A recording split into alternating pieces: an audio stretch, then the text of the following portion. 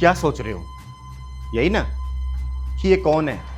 मैं चिंगारी, छोटी सी आग जो बुझ जाए तो राख और भड़क जाए तो सब कुछ जलाकर कर देखा। तुम लोगों के लिए हम जैसे लोग सिर्फ एक ट्रांसजेंडर है ना, बस तमाशा, गलियों में तालियां बजाने वाले और शगुन मांगने वाले। तुम लोगों ने हम जैसे लोगों को यहीं तक सीमित कर दिया है ना।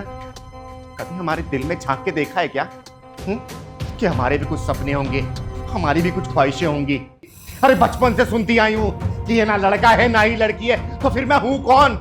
क्या हूं मैं? बोलो।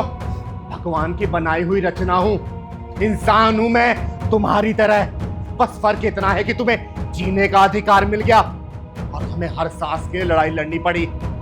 धक्के मारे गए, गालियां दी गई, घर से निकाली गई, लेकिन फिर भी नहीं टूटी, क्योंकि हर धक्के ने मुझे मजबूत बनाया, मजबूत। क्योंकि चिंगारी हूं मैं, चिंगारे।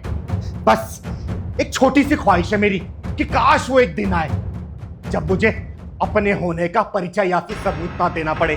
कोई भी अगर मुझे देखे ना तो सिर्फ यही बोले कि ये भी एक इंसान है, इंसान। मेरे माँ बाप ने भी पूरी तैयारियां की थी, ढोल नगाड़े मिठाइयाँ खूब बनवाया था, लेकिन उनको क्या पता था कि उनके घर एक किन्नर पैदा होने वाला है। शुरुआती दौर में सब कुछ सही था। जब मैं 1-2 साल की थी ना, मैं अपने भाई बहनों के साथ खेलती थी, आस पड़ोस के लोगों के साथ जाके मस्ती करती थी।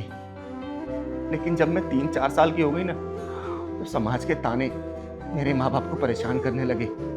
तो माँ बाप ने यह फैसला लिया कि ये किन्नर है और हमारी बिरादरी का है नहीं, इसे इसके किन्नर बिरादरी में ही भेज दो। फिर एक दिन ऐसा हुआ कि वो मुझे अपने आप से जुदा करने के लिए तैयार हो गए। उन्होंने अपने दर्द को दिल में दबा के मुझे घर से बाहर निकाल दिया। मैं ये नहीं कह रही कि मेरे माँ बाप मुझसे प्यार नहीं करते, बहुत प्यार करते। अरे कौन माँ बाप होगा जो अपने बच्चे को अपने से अलग करना चाहेगा? लेकिन वही एक अंग विशेष ना होने के कारण मैं दुनिया से ठुकरा दी गई, अपने माँ बाप की पराई हो गई। और जब भी मैं बाहर निकलती हूँ और किसी बच्चे को अपने माँ बाप के साथ खेलती हुई देखती हूँ, मन बहुत भर जाता है। बस यही सोचती हूँ कि काश भगवान ने मेरे अंदर कोई कमी नहीं दी होती, तो आज मैं भी अपने माँ बाप के साथ होती, अपने भाई बहन के साथ होती, मैं भी पढ़ती लिखती, समाज में सीना चौड़ा करके चलती। लेकिन कहते हैं ना, जैसे भगवान ने हमें बनाया है, आपको इस धरती पे भेजा है तो आपको जीना ही है ना। और मुझे कोई इस चीज का मलाल नहीं है कि मैं किन्नर क्यों पैदा हुई हूँ। अरे भगवान भोलेनाथ का आशीर्वाद है हमारे ऊपर, प्रभु श्री राम का हाथ है हमारे ऊपर कि उन्होंने समाज की भलाई करने के लिए हमें इस धरती पे भेजा है। लेकिन ये दुनिया वाले हमारे दर्द को कहाँ समझेंगे, हमारे दिल में झांक के कहाँ देखेंगे? उनको तो हम किन्नर लगते हैं, और किन्नर है। जब किसी घर बच्चा पैदा होता है ना, तो हम लोग उसके घर जाके बधाई गीत गाते हैं, नाचते हैं, गाते हैं, उसे ढेर सारी दुआएं, ढेर सारे आशीर्वाद देते हैं। लेकिन वही बच्चा जब बड़ा हो जाता है ना, तो हमें किन्नर बोलता है, गालियां देता है, उल्टी सीधी बातें बोलता है। वो मेरा बचपन, वो पैरों का बचपन है, मेरे पैर की घुंघरू बन के रह गया है, घुंघरू।